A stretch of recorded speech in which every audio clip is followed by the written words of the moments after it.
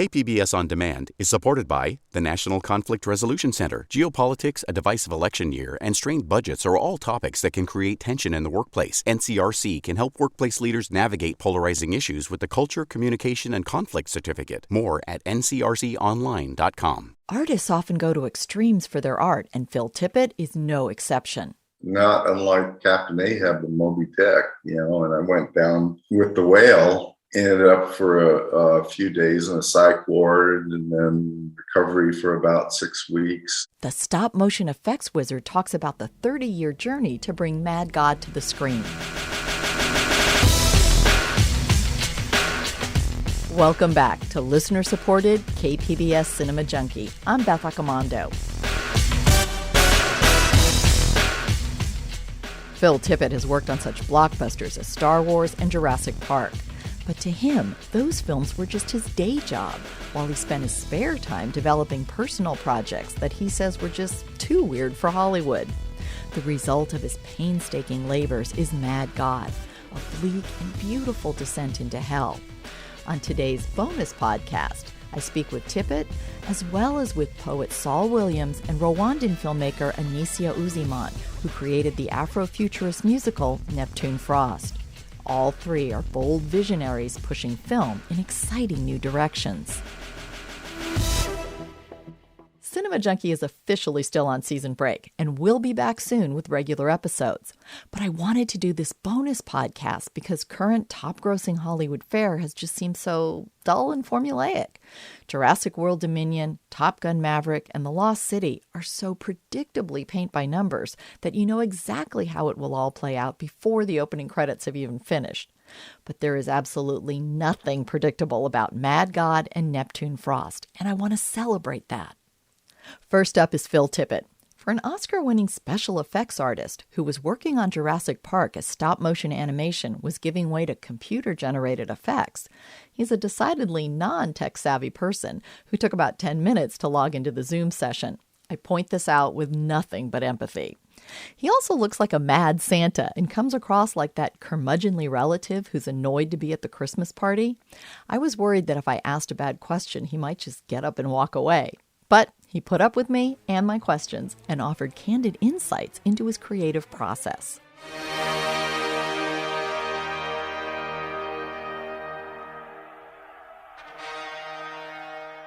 Tippett is a genius at what he does, and Mad God is an epic display of that talent.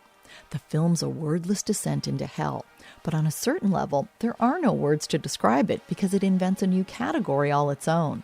It's a fever dream that combines madness, chaos, despair, and beauty. Every frame is dense with detail, revealing the influence of Dutch painters Hieronymus Bosch and Pieter Bruegel.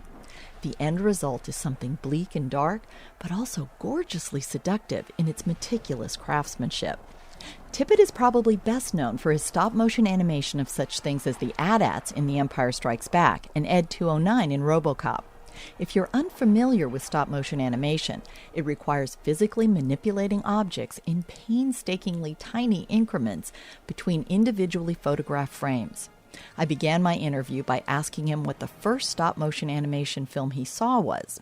His answer was the classic 1933 King Kong with work by Willis O'Brien. We're millionaires, boys! I'll share it with all of you! Why, in a few months it'll be up in lights on Broadway! Kong! The eighth wonder of the world! I was 5 years old, 1956, and I saw it on a TV. Yeah, that sparked my interest in dinosaurs, but that was the very first thing I'd seen. So how did you end up getting into stop motion? Was that something, did that spark the interest right there? I had no idea what it was. And then in 1958, I saw Ray Harryhausen's Seven Voyages of Sinbad. This is Dynamation. Dynamation will be brought to the screen for the first time in color with the release of Columbia Pictures' The Seventh Voyage of Sinbad. Dynamation is a new process which utilizes new technical and scientific advances in electronics and color to open up vast new vistas in motion picture entertainment. That clicked, and I was really enamored by the spectacle of it all. I had no idea how it was done. And it wasn't until years later when Forrest J. Ackerman, the editor of Famous Monsters of Filmland, who was a friend of Ray's, published some articles I began to understand, and then I saved up money mowing lawns and bought a stop motion camera and just started. And what is it about stop motion that you love? What is it about that process? As Ray called it, it's a very surreal kind of a process, and that what you get kind of defies what you're seeing. It's a model that you're moving one frame at a time, and it has a particular kind of movement that I find compelling. When I was 12, I just started messing around. I stole the G.I. Joe, and got clay, and, I was sculpting at that time, learning how to sculpt, and would shoot 8mm film, and it took me months to shoot a roll and send it to Rochester, New York, and to get it back in 2 weeks and look at it. And I equivocated to like attempting to learn to play the piano without hearing it for 2 weeks or 3 months, really, and then trying to figure it out. So it was a very precipitous learning curve. And what do you think it is about stop motion that does make it so magical? It really is so engaging. It's just compelling to look at. And I think the vibe of hand craftsmanship is evident in it. So what inspired you to make Mad God? What inspired that story, that particular story you wanted to tell? Well, I had always imagined making my own movies and set on a path very early on to build a studio and accumulate lights and cameras and whatnot. And when digital photography came in, it really made things significantly simpler. I really hated working with film. What inspired it, is a list so long, I can only kind of graze a few of them. When I was probably around 10 or 12, my dad, who was a abstract expressionist painter, had a collection of books, and he knew I was into monsters, and showed me Hieronymus Bosch and Peter Bruegel. And so that was cooking in there. And then in the mid to late 60s, that was around Bob Dylan started doing his more kind of surreal poetic work, and that went into the pot. And boy, the Czech filmmaker Carl Zeman, was a huge influence. Of course, Ray Harryhausen and Wallace O'Brien. In the late 80s, I shot about 3 minutes 35mm film, and the scope was too big, and I put it on ice. And then when I was archiving it, some guys in my studio who had seen all the making of Star Wars and RoboCop documentaries saw me archiving it and volunteered to do a couple of shots. And it just took off from there. I just got a lot of other volunteers, where I would give, talks around the Bay Area. And people would volunteer. Some students and aficionados of stop motion would offer to come in, and I mentored them. They turned into really good, terrific stop motion animators and went on to start their own companies. And then I would solicit the help of college and high school students that volunteered. And, I created a small army that allowed me to make it. And so we started in earnest in around 2010, and then worked on it for the next 12 years or so until completion. And what inspired the particular themes that you wanted to deal with? Well, it was everything. Paleontology, archaeology, psychology, particularly Carl Jung, Dante, Milton, the works. Because it's a pretty dark vision of things. Yeah, well, we live in a dark world, don't we? But I have to say, it's a darkness that is amazingly beautiful, too. Yeah, well, that was certainly my objective. There were really two objectives. Most of what I do is that I wanted to be similar to Hieronymus Bosch, that was both horrible and whimsical at the same time. And then I also, would study my dreams. I was at that time dreaming prolifically during that 12-year period. would study my dreams and the narrative structure in the dreams. There was a narrative structure in there, and but it was not the typical. It actually was kind of a 3-act thing. The beginning of the dream posed a question. The middle of it was kind of murky, as though, a mind is processing something. And in the end, there's some kind of resolution to it. There's an end most of the time. So, one of my few intentions was to create the experience, the illusion of a dream, wherein you pack so much information into say a 4-second shot that by the time, it's impossible to absorb all that information, but you follow the narrative such as it is. And then when the next shot comes up, the previous one evaporates, because now there's so much more to behold. And, I just went on from the next. Well, yeah, I saw it at the virtual screening that they had for Beyond Fest, and I was just dying to see it on a big screen because it seemed like every frame was so rich and packed with detail. What was it like creating that? Did you know like how crowded you wanted some of those frames to be from the start, or did you just kind of keep adding to it? Again, it was all intuitive and driven by the unconscious. I just, Pablo Picasso was interviewed, and he was asked what he was looking for in his paintings, and he said, "I do not seek, I find." And Bach, Beethoven, and Mozart would say, "Well, I just transcribed, and God told me what to do." So it was very much a process like that, like many artists.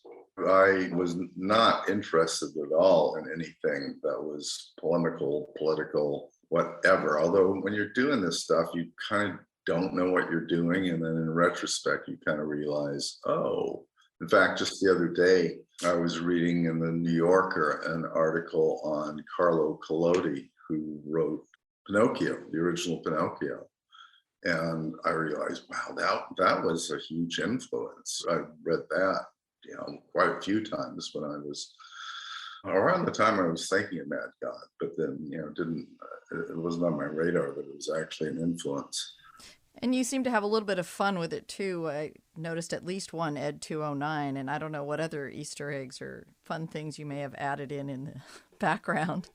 Yeah, there's a lot of stuff sprinkled in there. Well, I'm looking forward to seeing it on the big screen. Yeah, that's how it was built. Now, you had a Kickstarter for this at one point.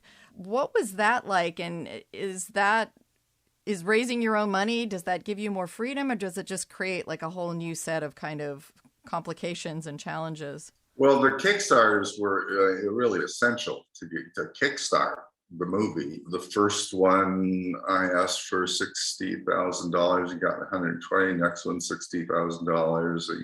I barely cleared $60,000. The next one, I asked for $40,000 and barely got that. A friend had to donate the last $6,000, and it was just too difficult to manage that stuff. I mean, fortunately, I didn't have to do it because I had a studio, and people assisted me.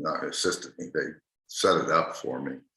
But then to finish up, then I have a lot of props, from the movies that I've made, and I auctioned those off, and then I have a wealthy friend that donated some money to me, quite a bit, so I could finish the film. So I just pieced it together. And you worked with some of your Tippett Studio employees doing this. And was this the first time that some of them got to do stop motion animation? And kind of what was their response like to working in that? Yeah, when I was archiving it, they saw, looked over my shoulder and saw what I was doing, and they didn't know what it was. They thought it was some old lost Czechoslovakian movie, and I told them it was a project that I was putting to bed because it was a failed thing that I couldn't continue on. And they had watched the documentaries on Star Wars and RoboCop and whatnot, and volunteered, and because that's what they all had always wanted to do, and now they have an opportunity. And since this film took a long time to complete, did you feel that anything changed radically for the better, the worse, or just different in that time frame? Well, eventually like many artists, I just became completely absorbed in it. And actually, I diagnosed myself and was substantiated by a psychiatrist. I am unipolar. I have a version of bipolar where I don't get depressed unless it's there's something really depressing. But it's my superpower, and I just can't stop. I mean, it kind of gets in my way sometimes, and very obsessive. Once, when we started, I thought it might be a 20-minute film, then 40-minute film, then I thought, what the hell, why don't we go for trying to make a feature out of it? And there was no end to the imagery. And the editor on the film, Ken Rogerson, located a very early mashup of what we had with a very few shots, not much more than, 6 or 8 shots cut in with the storyboards. And it was all there. I mean, even some of the drawings were just identical to the shots that we did. I'd totally forgotten that we had done that. Of course, it wasn't the entire narrative, but it was more than the bones. It was bones with some sinew on it. And that was kind of surprising to look back on. 30 years ago or so, I wrote about 12 or 15 pages that was basically a tone for it, and that stayed there. A number of the scenes were in there in one version or another. You were working on Jurassic Park at a time when kind of stop motion animation was being replaced by CGI. What did that feel like? And do you feel that stop motion has managed to kind of maintain a place in terms of filmmaking that has surprised you? Or did you, because you felt pretty grim about it at one point?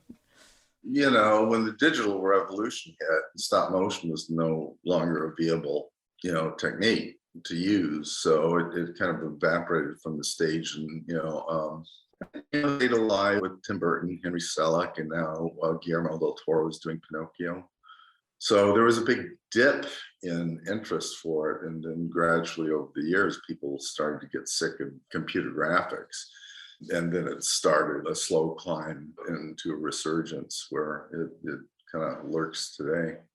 Is there any part of Mad God that you feel particularly satisfied with or proud of because of how difficult it was, or just getting that vision on the screen that satisfied you? No. Sometimes I would have 3 or 4 setups going at the same time, and not going, but I'd work on one a little bit, or if I had 2 or 3 animators in, say like on the weekends or after work, I would have multiple setups going.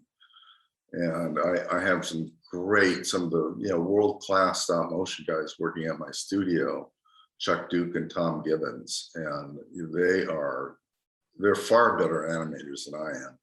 They're very precise, and they use the frame grabbers and all the techniques, but I just tend to kind of go for it. They plot everything out very carefully, and I am more intuitive and just kind of riff in some ways, where if I get 6, 12, 18, 24 frames into a shot, and get another idea, I'll just go for that.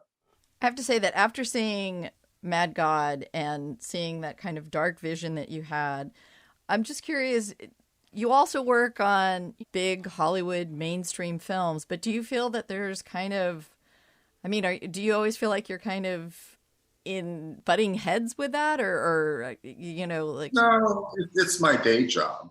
And I was really lucky, really, to be mentored by Lucas and Spielberg and Paul Verhoeven. And certainly Paul was the biggest influence on me because we have very similar worldviews and approaches to cinema. What do you think a person needs to be a good stop motion animator? Patience. On Empire Strikes Back, I didn't feel that I was at the level that I needed to be. And Dennis Muren located one of the first reel-to-reel stop motion tape recorders. So while I was doing my other tasks in pre-production, which we had a good amount of time, like maybe 8 months or close to a year to prepare, I would just go in and practice with mock-ups of the snow walkers and Tauntaun, and until I get my whatever it is, the kind of urban myth of 10,000 hours. And then it's like riding a bicycle or a skateboard. You go, I know that's no good, that's no good, that's no good, that's no good, and then bang, it clicks and you get it. And Ray Harryhausen was asked, I was with him on stage, and he was asked if he didn't find stop motion tedious. He said, no, not at all. And he asked me if I did. He was like, no. But to mere mortals, it's like watching grass grow.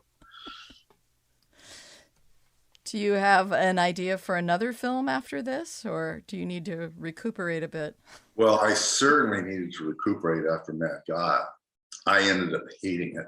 It's not unusual. I just had to get behind the mule and do it and force myself to do it.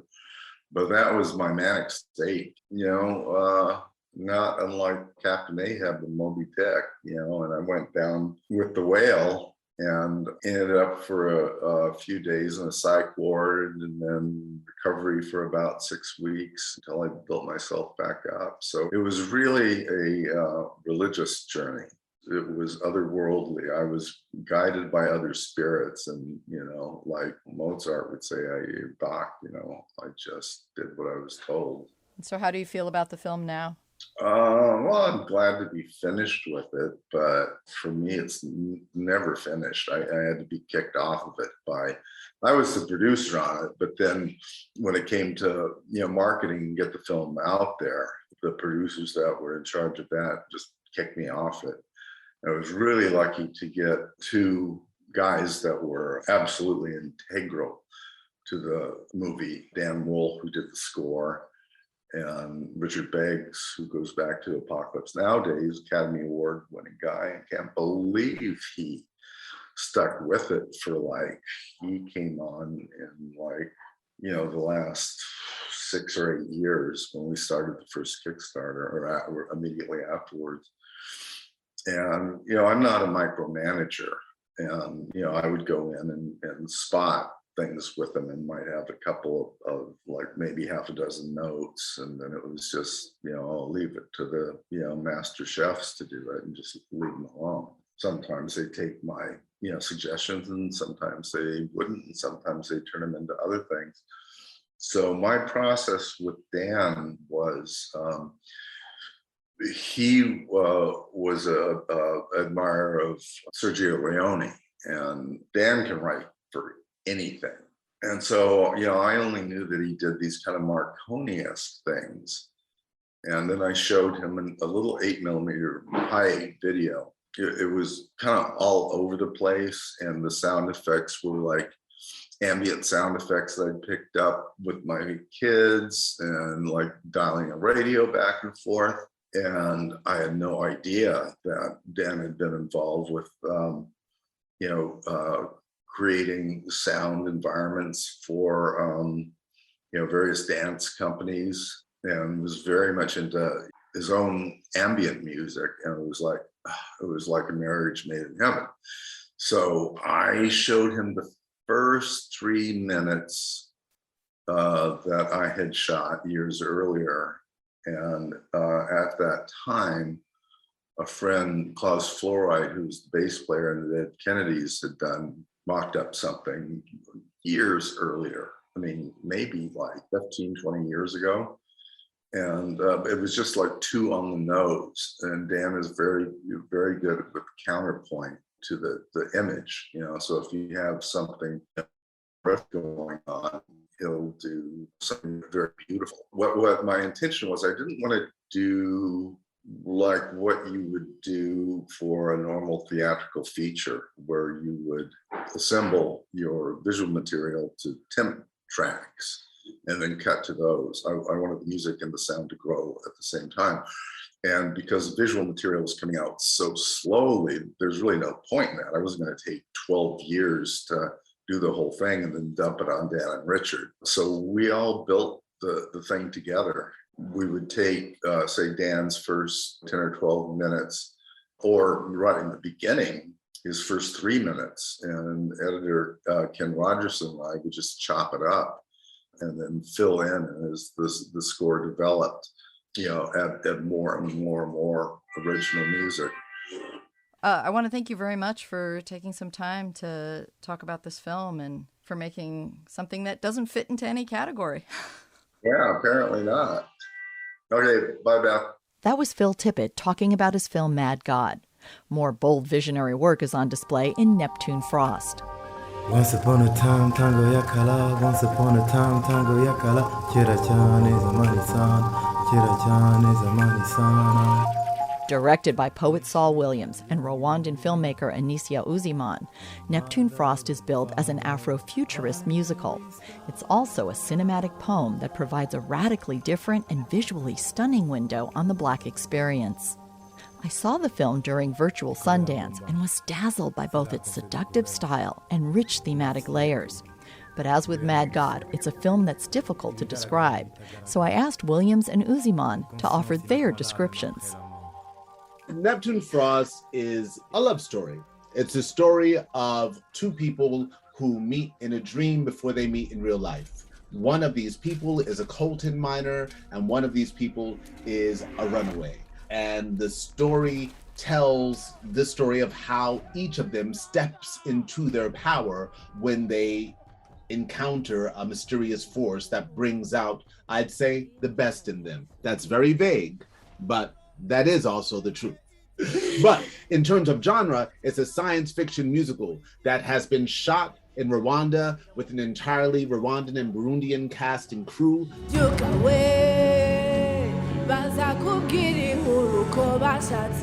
We follow the journey of many people. It's a layered story where you follow the journey of those people towards a magical place where they feel safe, and because they feel safe, step into their own power. The rest is born from there. It's a coming of age story. Now, not everyone is familiar with Afrofuturism, although they may think they are after Black Panther. But what role does that play in this film? And what can you say about Afrofuturism that might help people maybe understand that context?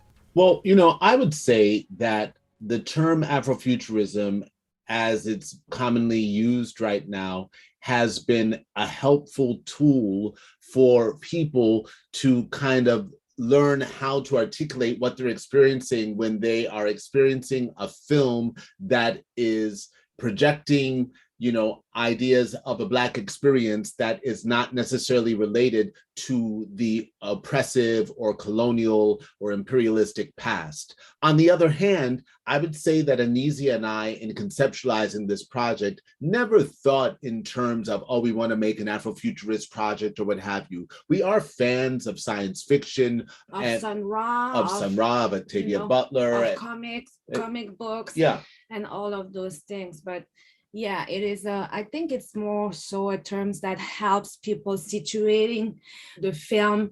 The film is really more a science fiction and a musical, which is already something noted. Yeah, and I think it's in our approach, we're also peeling back sort of the typical approach to science fiction. I say typical because many may not think of it in this way, but I have my entire experience, for example, with, say, the Star Wars series has been in acknowledging that, I find it strange that when white people imagine this realm of higher intelligence in space, the main fear seems to be centered around the idea that some alien is going to come and colonize and or enslave them. It seems more like a projection of will the things that our ancestors have played a role in come back and haunt us one day than an actual liberation of the imagination. If it's higher intelligence, then why is it violent? Has always been my question. If it's higher intelligence, then why is it violent? And so we approach some of these questions in Neptune Frost. Neptune Frost takes place in a village that is called Digitaria, and it's a village that we actually built, as part of our production sign to make this film. It's a village made of recycled computer parts.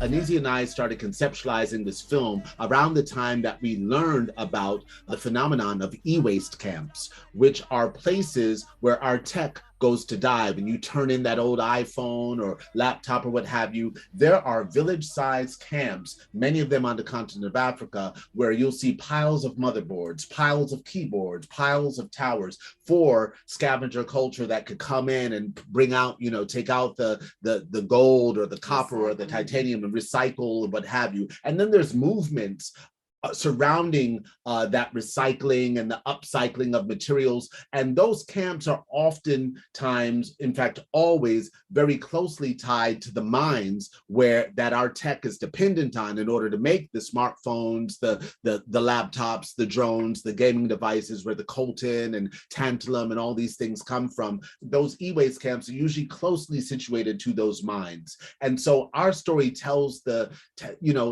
story of a miner. We follow a particular miner out of the mines and into this dreamlike encounter with our other protagonist, Neptune. But it is a question surrounding technology. It's a question surrounding the modern, or the irony surrounding the fact that so much of our relationship to technology and the digital age is still so heavily based on a very analog form of exploitation. It's also connecting the ancient technology like the drum, which was a wireless form of communication transmitted through coding, which is drum patterns, right?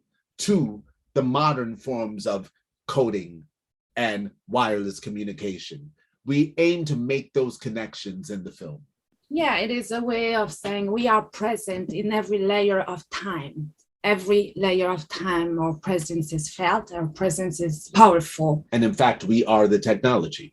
And how did you two work together, co-directing or creating this piece of film? Organically. I would say organically. We don't have the same set of skills,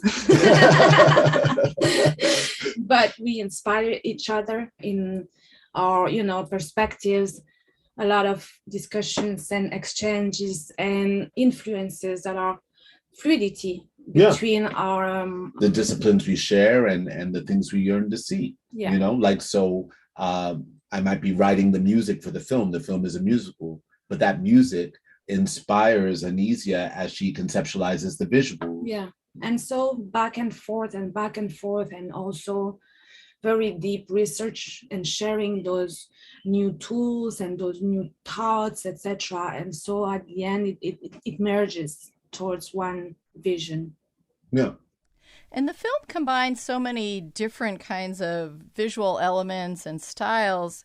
How did you approach filming it and deciding exactly kind of like which cinematic language to use with each of the different sections? Well, for me, it is the invention of a language that is cohesive to me, which depicts a kind of surreality in an ordinary world, right? So it is ethereal, but it's in the same time epic. And I thought that we could oscillate between intimacy and a more choreographed and large scope of framing. So it's really the story and the music that led it is a journey. So you are walking with people that are going through a very important journey. And it's a coming of age journey for each of the characters in the film. And so that journey is made up of many things, like any journey, I guess. And the film is very poetic. And Saul, you are a poet with mostly words, but how do you kind of get this sense of visual poetry so that it really does have this kind of, there are moments that are absolutely like transcendent in the film? That's another question for Anisia.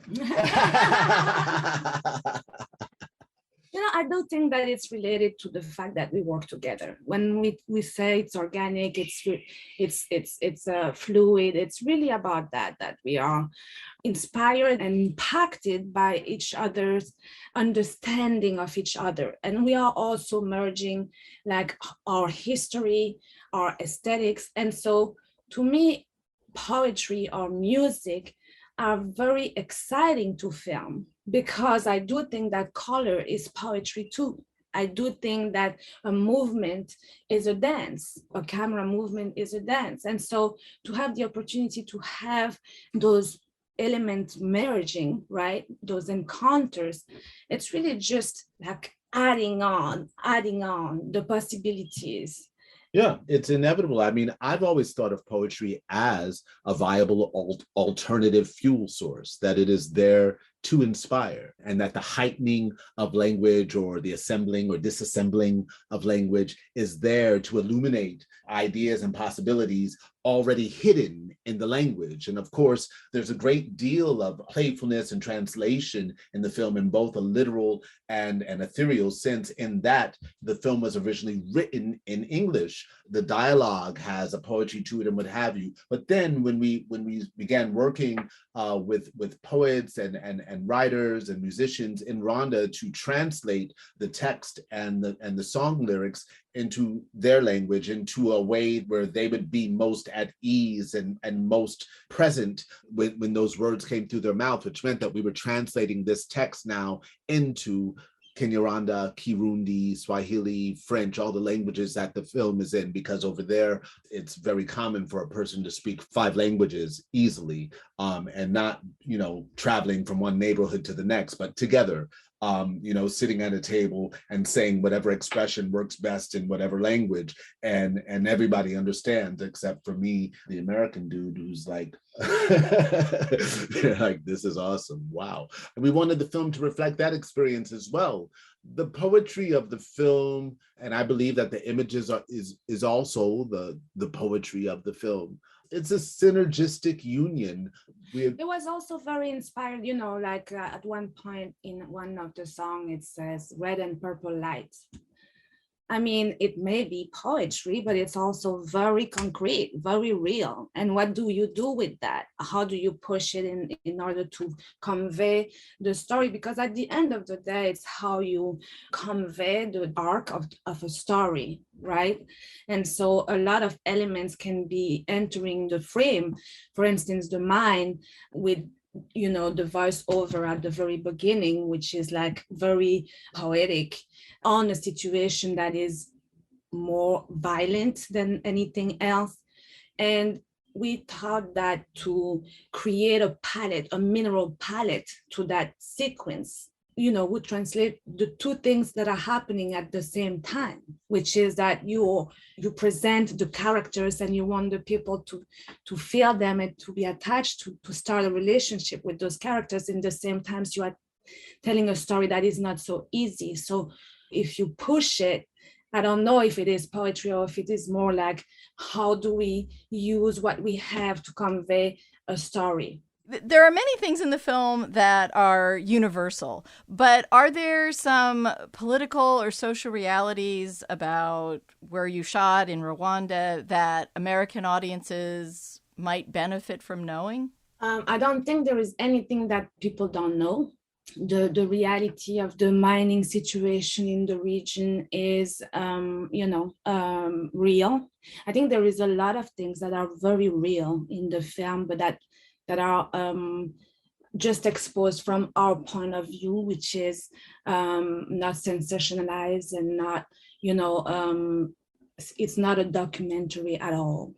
Yeah, at all. I think the main thing, which is not particular to Rwanda or Burundi, is more particular to the state of the world, is that I don't think the Western world is fully aware of what their technology relies on and what it has always relied on.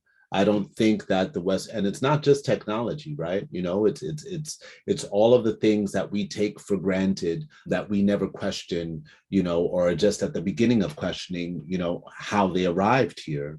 When we think of the history of rubber, on our tires for our cars and of our bikes. And if you look at the history of Firestone and rubber sourcing, it's horrendous on indigenous communities and populations, entire genocides enacted for the sake of rubber.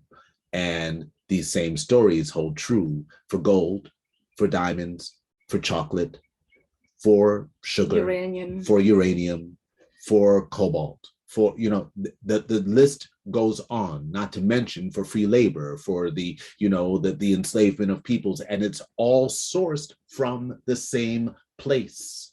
And so to see a story that is celebrating Black skin and Black joy, while also, dancing through our relationship to technology and bringing, showing this sense of power that our characters are stepping into, I think can be a divine illumination for any Western viewer. But it's not about Rwanda and it's not about Burundi. It is about the viewer. And it is about those people. It is also a portrait of a magnetic youth that are all artists and beautiful presence and vibrant community that put their heart and soul into the film. And I think that is also a reality. I think that we wanted to portray conversations that are really happening. Those conversations are global, but they belong also to that place.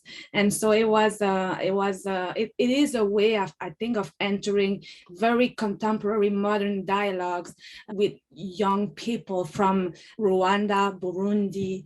And kind of recentering that discussion, because, like even when we talk about, let's say, ecology, I mean, we're talking to you from California, like you're in California as well, and we know that the indigenous populations here actually participated in a burning of the forests periodically through time because they knew how the land worked and operated, and in respect of the land, they knew what to do. And the government of the state has refused to do so. And as a result, we see, this non-selective burning of the land. What I'm pointing to is the fact that indigenous cultures have always had a strong relationship to ecology, right? We've always had this strong relationship to recycling, to zero waste. And so the ingenuity in the film, the way in which things that have been thrown away have been turned into things that are useful, is a great part of the story, in the same way that people that have been made invisible are making themselves visible.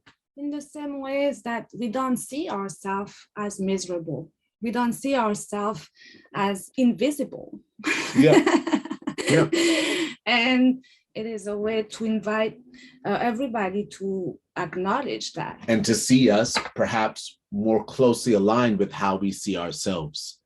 And I think that is reason enough for anyone in the West to say, I want to see this film. Well, they should see it also just because it's brilliant. Thank you. Thank you very much for talking about Neptune Frost. Thank you. Thank you. Thank you.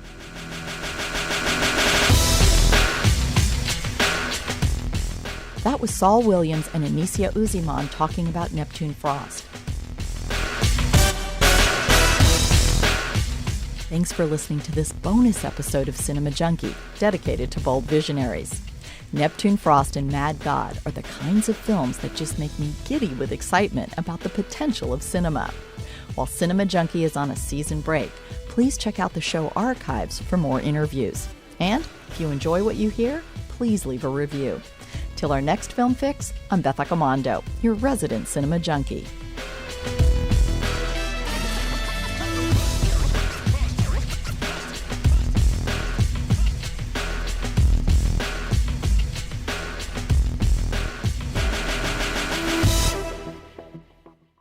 KPBS On Demand is supported by the National Conflict Resolution Center. Geopolitics, a divisive election year, and strained budgets are all topics that can create tension in the workplace. NCRC can help workplace leaders navigate polarizing issues with the Culture, Communication, and Conflict Certificate. More at ncrconline.com.